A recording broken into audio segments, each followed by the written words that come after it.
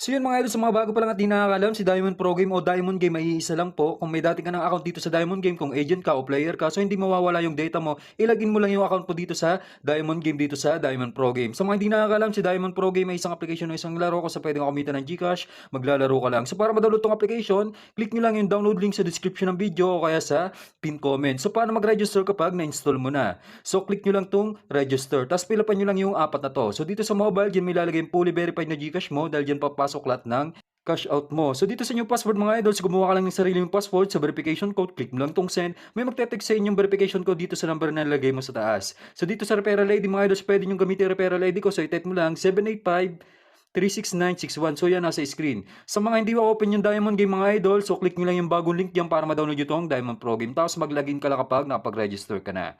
So dito mga idol, so para ba mag-cash in dito, so ituturo ko sa inyo yung updated kung paano mag-cash in dito. Click nyo lang tong wallet. Kapag ka-click nyo ng wallet, so click nyo lang yung amount kung magkano yung gusto mo i-cash in. Sa akin mga idol, magka-cash in tayo ng 200, click natin itong 200. So dito kapag na-click mo yung amount, copy mo lang yung number dito, so click nyo lang tong copy, tapos punta lang sa Gcash mo. So yan mga idol, naka-ready na yung sa akin. So mag-send ka lang ng 200 dun sa number na kinopy mo sa Diamond Pro Game o sa Diamond Game. So i-paste mo lang, tapos yung amount kung magkano gusto mo i-cash in, sa akin 200. Click mo lang tong send 200. So kapag na-send mo na, huwag mo kalimutan screenshot para may proof of payment ka, katunayan na nag-cash in ka dito sa Diamond Game. Tapos mga idol, next step, click mo lang tong transaction sa baba. So makikita kayong history na, sinend mo na, 200 kanina. Click mo lang yan, tapos click mo tong copy, copy reference number. So yan, click mo lang copy na yan. Tapos balik ka sa game.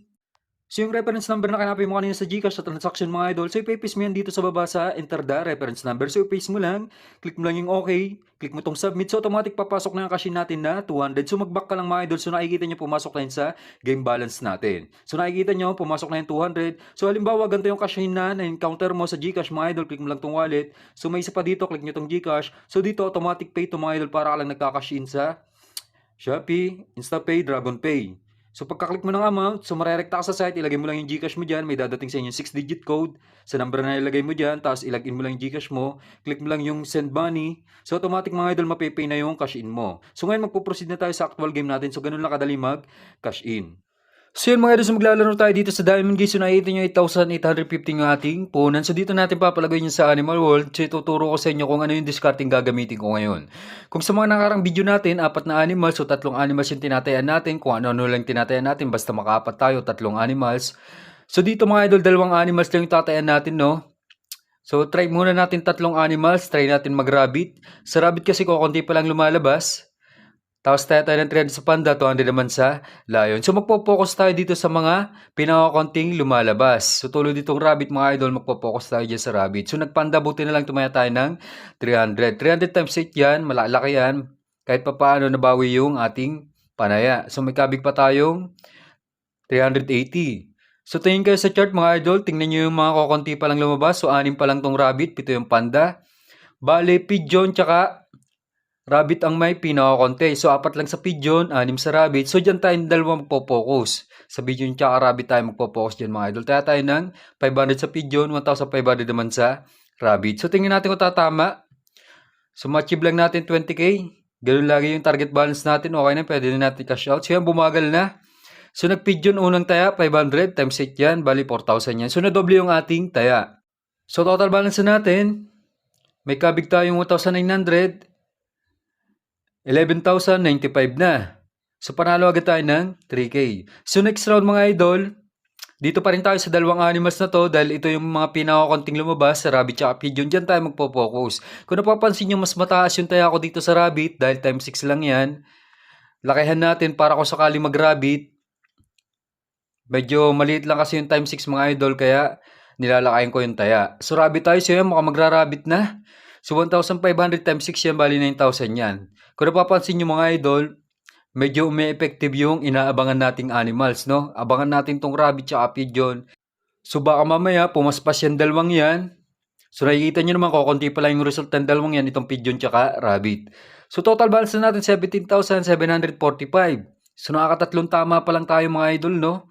So next round, dito ulit tayo. Focus tayo dito sa rabbit. Kung napapansin nyo, 18 times nang lumabas yung swallow, 7 pa lang yung sa rabbit. Kadalasan pantay yung result ng 2 yan. Dito naman sa pigeon, mga idol, so kadalasan din, sumasabay din yan sa bilang ng rabbit at swallow. So tulad yun mga idol, so nagrabit na naman. So 1,500 ulit yung taya natin. Another 9,000 yan. So total balance natin, na-achieve na natin target balance natin. May kabit tayo 6,650. 24,395 na yung ating total balance. So next round, try natin pabuti ng 30k. So dito pa rin tayo sa rabbit tsaka sa pigeon.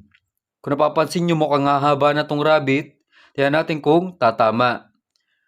So ito yung inaabangan ko dito mga idol, no, itong rabbit tsaka swallow. Kung ano yung mas lamang na tama dyan. For example, lamang ang tama ngayon ng swallow 18 times. Ang rabbit ko konti pa lang. Abangan mo yung mas konti sa dalawang yan.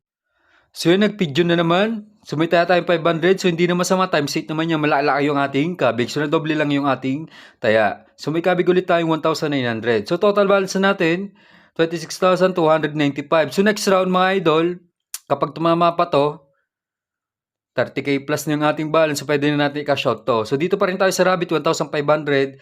500 naman sa pigeon. So abangan lang natin tong rabbit na to mga idol. Dahil kukunti pa lang talaga yung lumalabas ng rabbit. So ganun talaga sa time 6. Kung ano yung kukunting lumalabas dyan, yan yung abangan mo. So yun, mukhang magra-rabbit na naman. So 9k na naman yan mga idol. So 1,500 times 8 yan.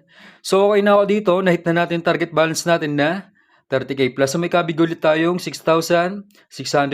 So total balance na natin 32k 945. So ganun lang kadali manalo dito sa Animal World.